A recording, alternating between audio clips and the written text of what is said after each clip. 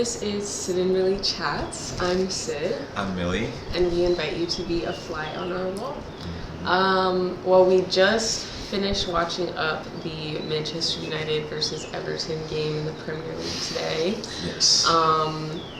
Pretty sad performance overall. I mean, sad, lackluster, disappointing, not good enough. Formations disorganized. Did I miss anything? Not enough shots on target. Not enough shots generally. Possession stats don't matter. Anything else we should get into? I mean, we shouldn't be battling with relegation sides. I know. Should we talk about the manager? Well, let's get into it a little bit because something has to be discussed. Yeah. It's not good enough. Like, let's be for real. This is not good enough for Manchester United. It's just not. It's not. And it is time for us as fans to start objectively analyzing this situation and decide, is this the type of football we want to deal with for the foreseeable future? Because me and 90% of people would agree, absolutely not. I mean, is this what we have to look forward to? I mean, I sure hope not. As a newly a new fan introduced to football, European football. Yeah. I hope not. And you've enjoyed some good times already too. I know, yeah, the FA Cup, Carabao the year before, Cup. And then the FA Cup. Yeah, so we've seen some good times. Yeah. But this is just not good times. No. This is just bad. It's sad to see. And just for statistics' sake, because obviously watching the game and looking at statistics can sometimes be two different stories. Right. But United again had 3 shots on target in 90 minutes of football. And they were all in the second half of the game, right? All in the second half of the game. No shots on target until the 56th minute of the game. Or whenever Bruno scored. Yeah. Right. That was the first shot on target. Was a free kick. It's not good enough. If the formation does not allow for shots on target and for actual attacking actions to happen, your formation isn't working properly. I mean, I don't understand what we're missing from this. I know, and can we not pivot? I mean, can we not switch it up a little bit? Yeah, do something different? 100%. I mean, again, we were talking about the definition of insanity, and we're kind of seeing it. What's happening? Yeah, just doing the same thing over and over and over and over, and expecting something different to happen, and it's not. It's literally not happening every single game under Ruben Amorim. We just don't take shots. We just do not get into dangerous positions to take shots. Nope. And I mean, Dorgu, bless him, today he got the crosses in, and I mean they weren't accurate crosses, but at least he was making the effort to get the service in. But apart from that, we had no dangerous anything in the first half. The first half was a blank nothing. Except for the fact that we were down 2-0, 2-0, or I guess 1-0 at first. It's just not good enough. I mean, battling Everton, this relegation battle that we're in. I know, because where are we on the table now? Right. So I mean, sorry. No, you're good. Might as well check while we're here. See where we're at on the table. Wow. So the match ended 2-2. Yeah. We did not say they did tie. So at least a point on the road at Everton. I guess that's what we have to celebrate now, because that is the state of where we're at. The app is being weird right now. That's okay. We don't need to pull it up right now. But so we were 15th last time I checked. But I guess the big thing to lock in on is the fact that when Ruben Amorim took the job at Manchester United, United was only 5 points off of the top 4. Wow. 5 points off the top 4 when he took the job, when Erik ten Hag was sacked. So with that in mind, Manchester United are now in 15th place. So do you go from 5 points off the top 4 to 15th place? Because it's just such a stark difference. It's a huge difference. And it's basically the same players. Yeah, but it is basically the same group of players who, one, we know can win trophies. we know can finish in the top half, we know can qualify for Europe because they've already done that. And now we've obviously had an opportunity where we did go out and sign a player that Ruben Amorim demanded that we get, and now he is playing. But you know, we haven't really seen much in the formation. And again, like, we're not gonna sit and I guess make the injury excuse, because no manager in the history of the Premier League has dealt with injuries as much as Ten Hag. So we're not going to make that excuse for this manager. If he could win those trophies, what he did with that same group of players, with injuries, with the most injuries. Yeah, we can't make those. No, so the excuse is not we won't allow that, and not to mention the key injuries to our key players happened in practice. So in Ruben Amorim's training sessions, we've lost Ahmad and we've lost Mainu. So what do we have? I mean, just not even registering shots on target in the first half baffles my mind. I know. So it's just utterly disgraceful. It's not good enough. Rescuing points at Everton, it's just sad. It's just the state of this club right now.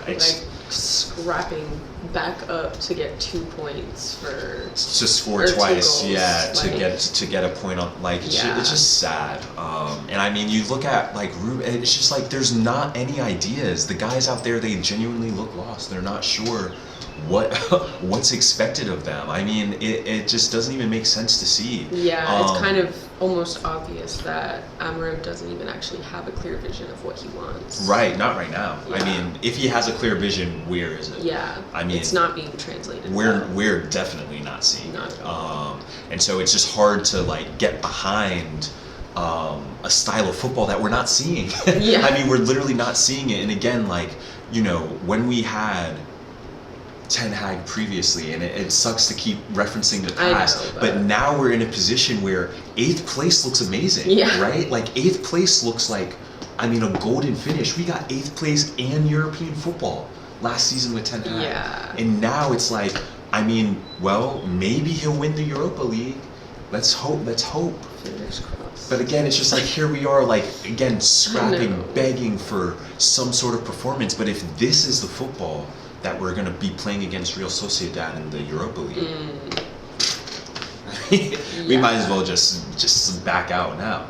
I mean, it's hard to say, but it's just it just feels abysmal. The jokes with Ten Hag were, the heartburn because you're not sure how the game's going to go. But hey, at least we were excited for the games. That's true. At least every time it was excitement to watch the game. These games, I mean, this morning, waking up early, I honestly almost still went to the gym. I honestly debated still just bringing my phone and watching it in the gym because I honestly didn't want to miss my workout. Wow. I didn't want to skip out on real life stuff to watch this. Yeah. And I'm just that boring. It's just that bad of a performance. When you go to watch Manchester United play, you expect to see exciting football. You expect to see shots on target, quick transitions, good movement on and off the ball, breaking teams down, and scoring goals. At least shooting. I know. Anything, please. I mean, how do you expect to win the game? Ruben, please tell me what's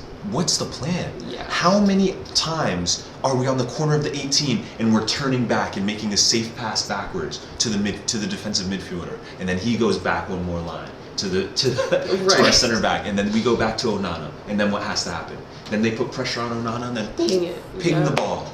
I mean, it's not it's not working. No. And then finally in the second half, when Everton got tired and then completely sat back and dropped their line as far back as it would go, we finally started creating stuff when they were trying to protect their 2-goal lead.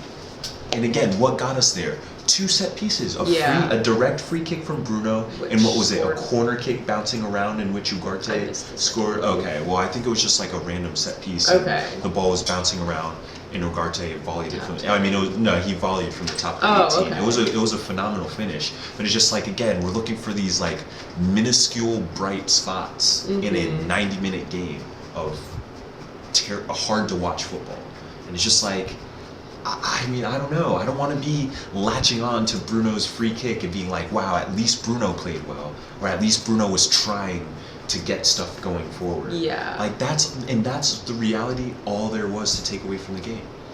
I know. I mean, just 2. That's it. Yeah. A point on the road at Everton.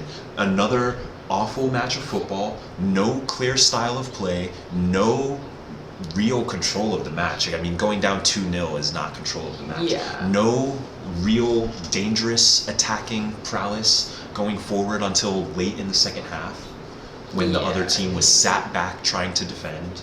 I mean, they sacrificed all their possession to just try and defend. They gave us those opportunities, essentially. So it's like there's nothing to celebrate here. No. Abysmal point on the road, and I don't even want to go and see what excuses Ruben has made for this match. God, I mean, what can be said?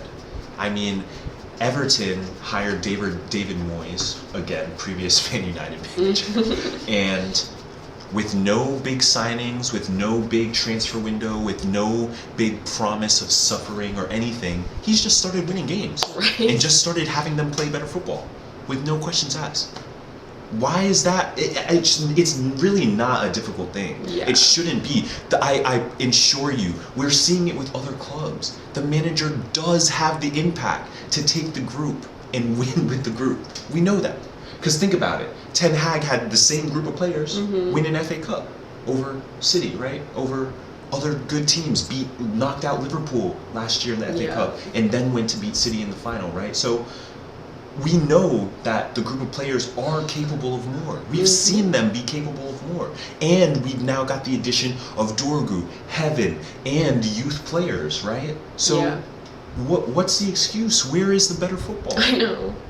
Why did we hire him? Sack Ten Hag off right after signing his 2-year contract. I know. Well, hey, and now the club obviously is 14 million euros in the hole for that because they had to pay Eric out of his contract. It's mismanagement from the top down. I mean, I never would have recommended a mid-season managerial switch anyways, because that's always an insane thing to do. But here we are. And now in this deficit, here we are in the Premier League, hoping, praying to whatever powers may be that United don't get relegated. Right. Oh my That God. is so sad. So sad that that's the state of our club right now. I know. So that's all I had. Yeah.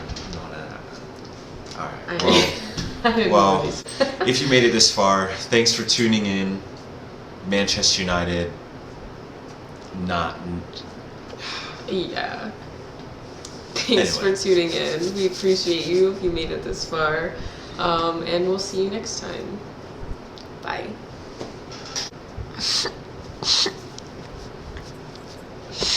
It's real pain. It's real pain. Thanks for watching.